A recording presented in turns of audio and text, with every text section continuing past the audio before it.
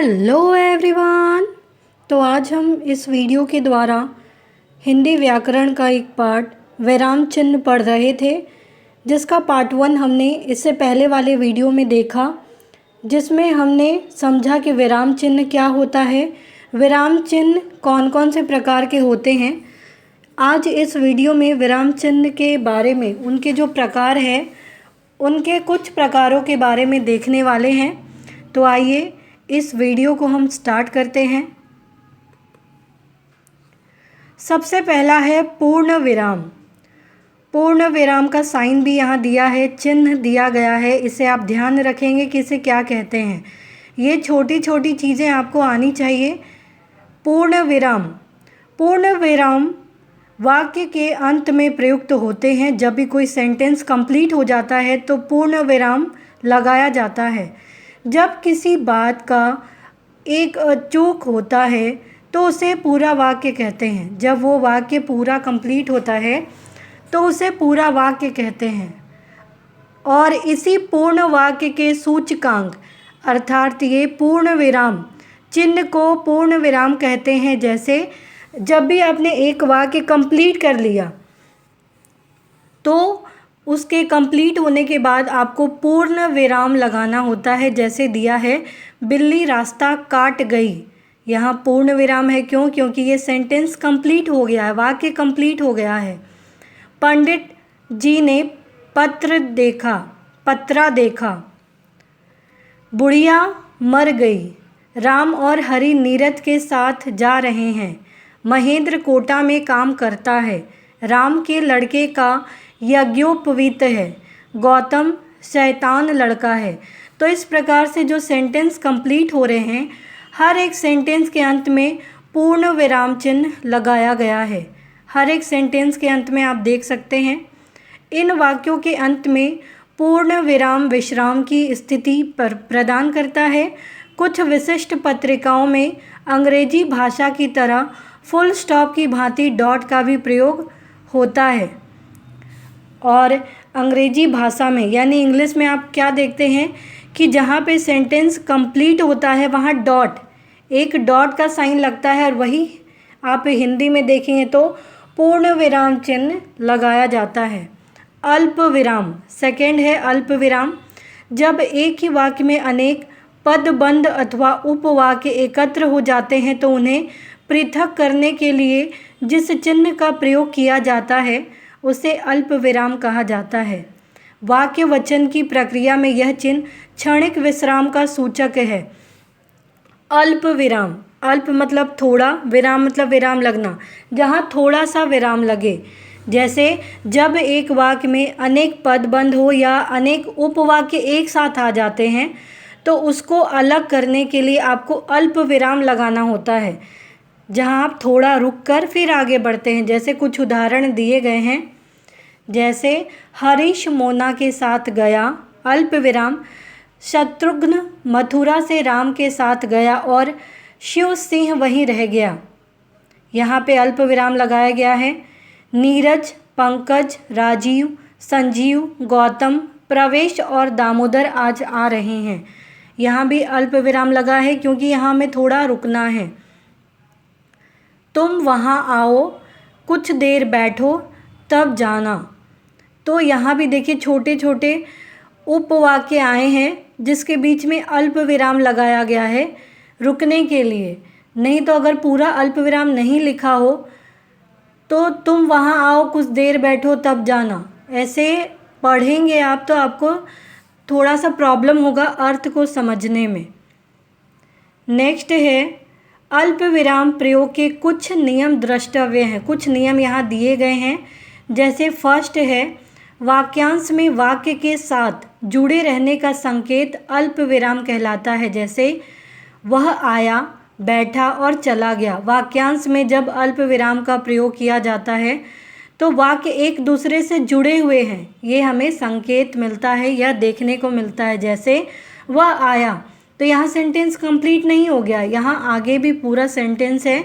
वह आया, बैठा और चला गया।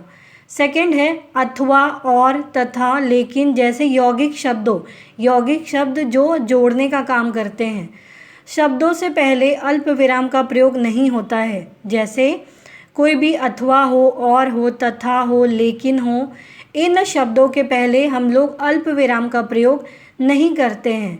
जैसे जनार्दन, लक्ष्मण और श्याम चले गए। माँ, वह अथवा ज्ञान वहाँ जाएंगे। तुम जाओ लेकिन जल्दी आ जाना।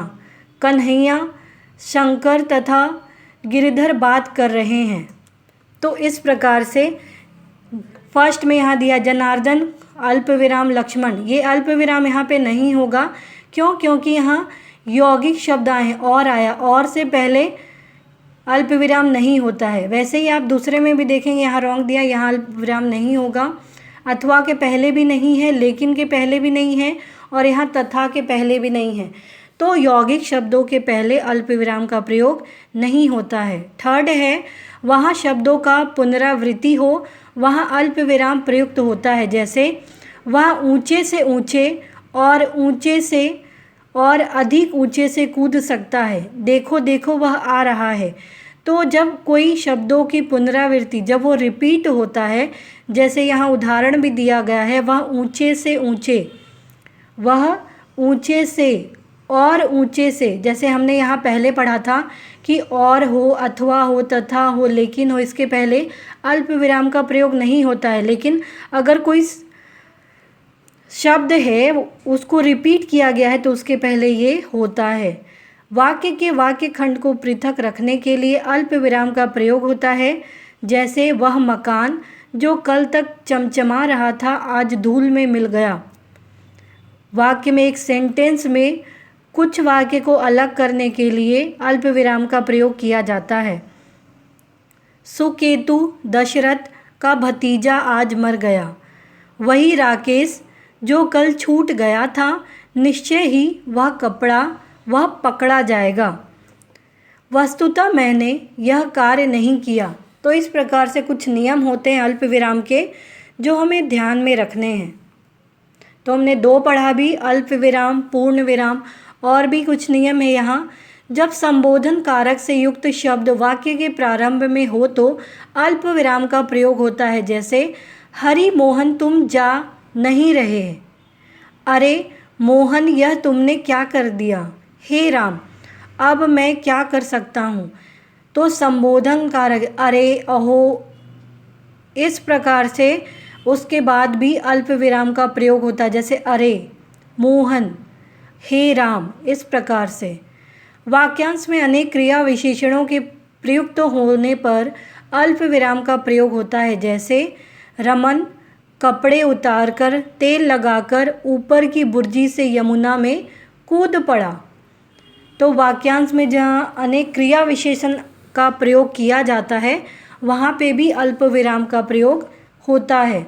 अब है अर्ध विराम। अल्प विराम और अर्ध विराम में एक डॉट का फ़र्क है, इसको हमें बहुत ही बारीकी से समझना पड़ेगा। अर्ध विराम का प्रयोग अल्प विराम की ही भांति होता है, किंतु इस विराम का प्रयोग अल्प विराम से कहीं अधिक देर रुकने के लिए किया जाता है। जैसे अल्प विराम में हम बस थोड़ी देर के लिए रुकते थे, लेकिन अर्ध विराम में अल्प विराम की अपेक्षा में ज़्यादा देर रुकने के लिए इसका प्रयोग किया जाता है। अर्ध विराम वाक्य को पृथक पृथक खंडों में विभाजित करता है, अथवा कहा जा सकता है कि अल्प विराम की अपेक्षा कुछ समय तक रुकने के लिए अर्ध विराम का प्रयोग होता है। जैसे तुमने उसे पकड़ लिया लेकिन वह भाग गया, तो हमें अल्प विराम की अपेक्षा ज़्यादा देर रुकना है, तो वहाँ अर्ध विराम का प्रयोग होता है।